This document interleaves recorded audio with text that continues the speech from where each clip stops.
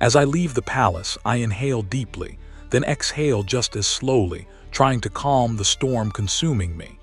My footsteps echo on the paving stones as I step down the grand avenue that plunges from the palace heights to the lower districts of the capital.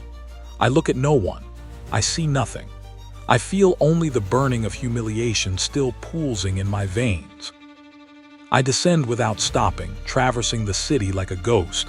Alleys, markets, squares, everything flashes by without me retaining a single detail. With each step, the king's words return to me, sharper than ever, as if seeking to pierce me more deeply. What a betrayal! What an insult! It's intolerable. Perhaps an hour passes. I'm no longer sure.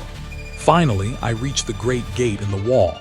The guards recognize me, stiffen, but ask no questions.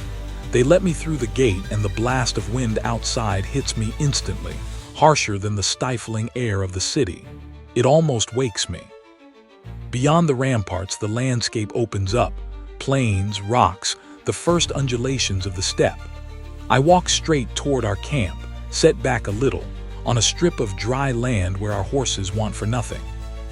What am I going to tell my men? That our king has humiliated me, that he preferred Gatter, that son of Mazar, the one who tried to have me assassinated a few days ago, that I must return empty-handed and watch them wonder what happened. And my parents, what will they think of me now? I suppose my friends will join me there, once Gaidrir has finished visiting his old friend in town. But for now, I have only one certainty. Everything has collapsed. And if I want to salvage anything from this humiliation, it won't be here, within these walls. The wind whips your hair into a frenzy, whistling past your ears like a chorus of disappointed sighs. Each step away from the palace feels like a step further into exile. Your mind reels, replaying the king's cruel words, the commander's stern silence, and Lord Arrier's whispered warnings. As you draw closer to the campsite, the landscape stretches out before you, vast and unforgiving. The horses lift their heads, sensing your approach, but even their familiar nickers fail to lift your spirits. Your men, your friends, your family, everyone will see the defeat etched on your face. You spot Lysar first, sitting cross-legged near the fire, his bow laid across his lap. He senses something amiss, his gaze locking onto yours with concern. Tavnar, ever the jokester, notices Lysar's tension and follows his friend's eyes, his grin faltering. Eldar, polishing his sword, seems lost in thought, but his head tilts slightly, picking up on the shift in mood. Korvar, meanwhile, snores softly nearby, oblivious to the storm brewing inside you. I try to project a calm that I absolutely do not feel.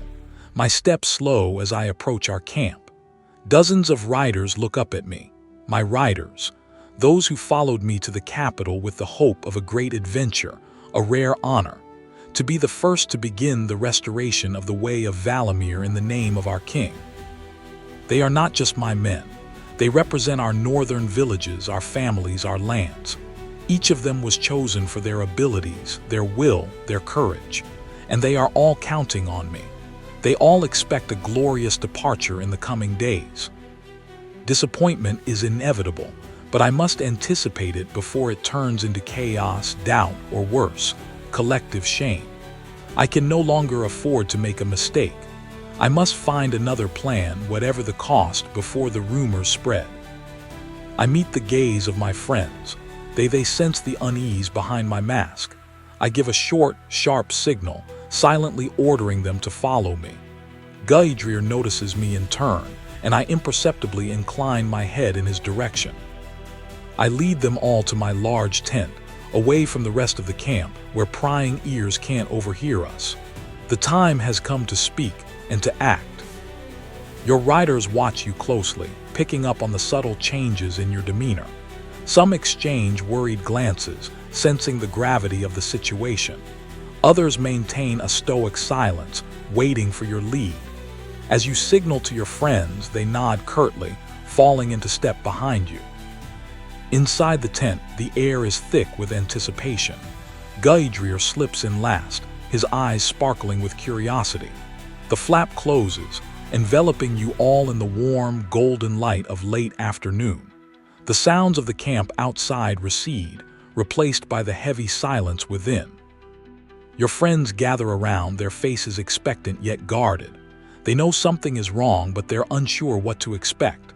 Lisyar's hand rests on his knife hilt, an old habit when sensing danger. Tavnar's eyes dart between you, searching for clues. Eldar's jaw sets, steeling himself for bad news. Korvar clears his throat, sensing the weight of the moment. "Kalar, what happened?" Lysar asks softly, his voice barely above a whisper. "You didn't get the king's blessing, did you?" As they all sat down on tree stumps used as seats, I remained standing, my back to them, rubbing my eyes and exhaling loudly, gradually calming myself so as not to create unnecessary panic and anger among my friends. I finally turned around, looking at them one by one before replying, my expression grave and indignant. "Worse than that, I've been disavowed. Our king has decided to offer the command of the scouts to our rival Gatter. It seems our king has made some kind of tacit agreement with his father, Clan Chief Mazar. An outrage, an insult to our clan and to our entire region. Your revelation sparks a wave of incredulity and fury among your friends." Tavnar's eyes widen, his jaw dropping open. Eldar's grip tightens on his sword hilt, his knuckles white. Korvar growls, shaking his head. Lysar's expression darkens, his brow furrowing deeply. Gaidrir, however, remains calm, his gaze thoughtful. "That's quite surprising and troubling. Do you think Gatter's father perhaps offered something significant in return for this favor?" he ventures. Korvar slams his fist into his palm. "Mazar's always been slimy. This reeks of his scheming." Eldar speaks up, his voice laced with disappointment. "But why, Kalar? What reason could the king possibly have for such a decision?" I sit down on one of the tree stumps, burying my face in my hands. Whoever they've been up to, we may never know. But the question is, what can we do about it? My first thought was to return to the village. But a quest at least as prestigious and honorable awaits us on the road to Valamir, the one entrusted to us by our new friend Gaidrir, who, despite his advanced age, had the courage to accept my invitation to accompany us here. I promised him I would do everything to recover his heritage, to uncover the secret of his ancestor Valamir's lost tomb, and I'm the kind of person who keeps my promises, you know me. They don't want us. Very well, we don't need them. We are 60 seasoned riders fighting the Zaruch for years. Let's go. All together. This is not the end of this adventure, it's only the beginning. I finish my sentence by plunging my dagger into the log that is slowly burning in front of me in the small fireplace, as a sign of determination. Your passionate outburst energizes the group. Tavnar whoops loudly, banging his fist against his chest. Eldar nods vigorously, a fierce light burning behind his eyes. Korvar grins, the fire crackling in response to your dagger's impact. Lysar's face splits into a feral smile, his fingers drumming eagerly on his knife hilt. Gaidrir chuckles, his eyes twinkling. "By the gods, Kalar, you have a way with words. I knew I was right to trust you." The tension in the air transforms, stoked by your defiance. Your friends begin speaking over each other, ideas tumbling out in an excited rush. "We could still make for Valamir's tomb without the king's blessing," Eldar suggests. "And think of the glory we'll win," Tavnar adds, already envisioning the tales they'll tell in taverns across the land. Korvar rumbles, "Aye, show those southern softies what real riders are made of." Lysar's voice cuts through the din, practical as ever. "We should gather supplies, choose our route carefully." As one they turn to you, awaiting your lead once more. A new path stretches before you, fraught with peril but overflowing with possibility. The choice is yours. Satisfied by my friend's reaction, my anger dissipates and my inner fire is rekindled. In any case, many mercenaries will mingle with the royal forces. We will no longer be scouts. We will simply be a group of bold cavalrymen working for the glory of the kingdom, while simultaneously pursuing our own secret objective. We can still manage to benefit from the protection of the royal army if we are clever. They will thank us later. Do you have any questions or comments? The The room falls silent, save for the crackling flames. Your words hang heavy, filled with strategic genius. Your friends exchange nods, their faces set with determination. Lysar speaks first, his voice steady. Actually, yes. What's our timeline looking like? We can't just sit around here forever. Either we join the royal army's tail end or we strike out on our own, sooner rather than later. Tavnar leans forward, scratching his chin. And what about Gatter? You think he'll just let us slip away without trying anything? Eldar shifts uncomfortably. And what about the king, if he finds out we're going rogue? Korvar guffaws.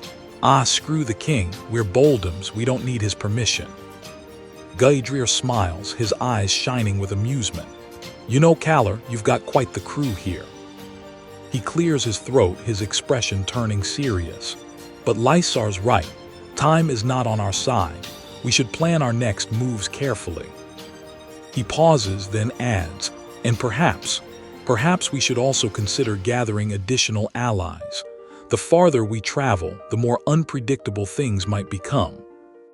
My friends' remarks and questions amuse me because each of their reactions perfectly reflects their personalities. Korvar is right, screw the king. That settles it. As for the plan, we'll simply follow our army's advance without straying too far. Like scouts, but we won't be officially. All armies have auxiliary forces, right? Mercenaries too. That's what we'll be in a way. Except no one will pay us and we'll take our reward ourselves without waiting for anyone's permission. Honestly, I don't know what we'll find along the way besides Valamir's magical fragments. But if we manage to locate his lost tomb, treasure or not, we'll become legends. And what better way to earn respect and obtain rewards than with a name? As for that piece of trash Gatter, they'd better not get in our way because I won't spare him. Your friends grin, energized by your defiant spirit. Korvar thumps you heartily on the back, while Tavnar lets out a whooping battle cry. Eldar nods solemnly, his hand on the pommel of his sword. Lysar's gaze turns calculating, already planning their next moves. Even Gaidrir chuckles, a twinkle in his eye. So be it then, Tavnar declares. We forge our own path and let the gods sort out the rest. Lysar turns to you, a hint of mischief on his lips. You know, Kalar, when this is all over, you really should write a book about our adventures. The Rogue Riders of Boldum has a certain ring to it, doesn't it? Eldar shakes his head in mock dismay. You're going to get us all killed with your recklessness. But his tone lacks conviction, and he can't hide a small smile. As the fire pops and crackles, your band of brothers shares a moment of camaraderie, united in their refusal to accept defeat. You've transformed what seemed a crushing setback into a call to action. Now, with purpose driving you forward, nothing seems impossible. Not even finding the mythical treasures of Valamir himself. I rise vigorously, finally almost free of having to answer to this ungrateful king and galvanized by the support of my friends. If we're going to die, then let's die known. Haha, we'll rest here for the night, we'll leave tomorrow at dawn. Pass the message on to our men. We will act freely from now on.